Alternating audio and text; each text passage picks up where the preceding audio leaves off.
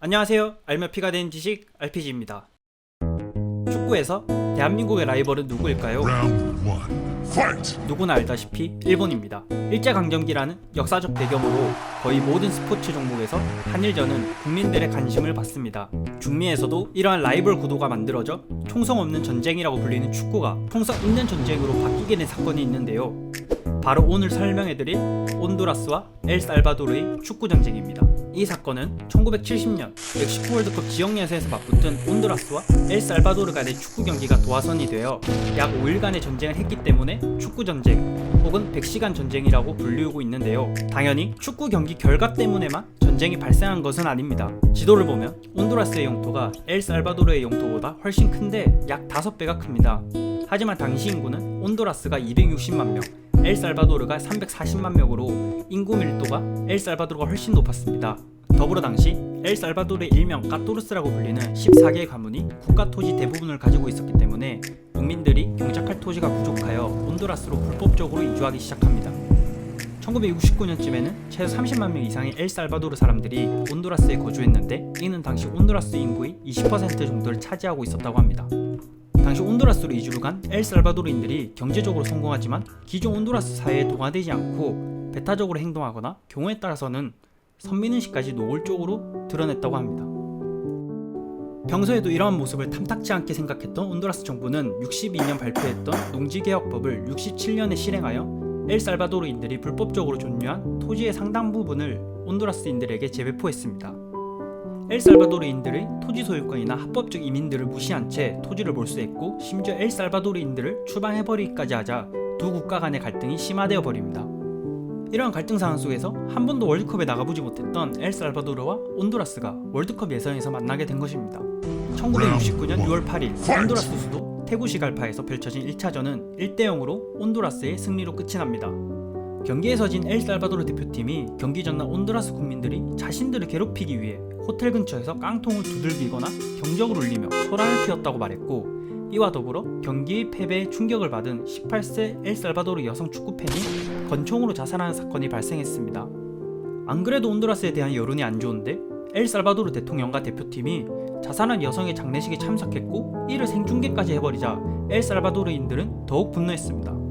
엘살바도르인들이 칼을 갈고 기다리던 2차전은 1969년 6월 15일 엘살바도르 수도 산살바도르에서 펼쳐졌고 경기 결과는 3대0으로 엘살바도르의 승리로 끝이 났습니다.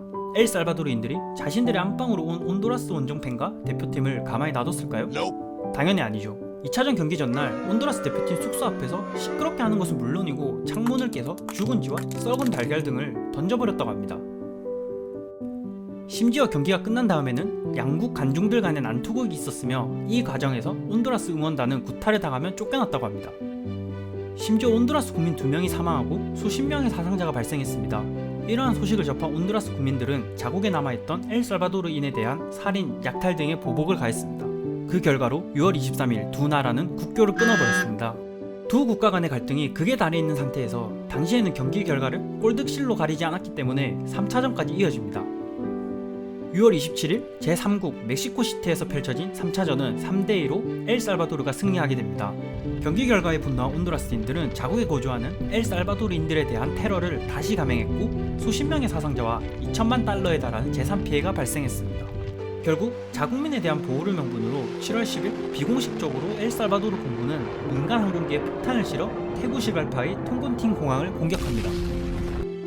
이를 시작으로 7월 14일 공식적인 선전포고와 함께 엘살바도르의 육군 약 1만 2천 명이 온두라스로 진군합니다. 전쟁이 격화되어 가는 중에 당시 미주기구의 개입과 중재로 결국 두 국가는 휴전협정을 하게 됩니다.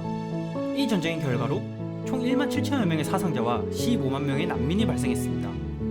이 전쟁으로 두 국가는 모두 잃기만 했는데요. 엘살바도르는 미주기구로부터 경제 제재를 받고 기존의 온두라스에 있던 30만 이상의 불법 이주민들이 다시 돌아오면서 사회적 혼란이 나타났습니다. 또한 주요 시장이었던 온두라스를 잃어버려 중미 내의 주요한 공업국이었던 엘살바도르는 추락해버렸습니다. 온두라스는 농업이 중요한 산업이었는데 전쟁 자체가 본토에서만 이루어졌기 때문에 경제적으로 큰 타격을 받았습니다.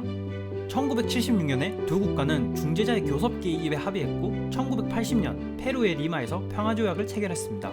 1992년 유엔의 국제사법재판소의 판결을 바탕으로 2006년에 국경 분쟁 또한 해결했습니다.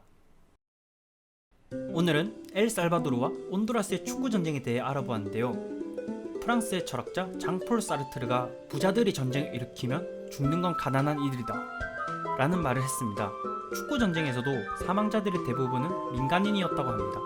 이러한 끔찍한 전쟁이 다시는 발생하지 않고 평화로운 세상이 되길 바라며 오늘 영상 마치겠습니다. 시청해주셔서 감사합니다.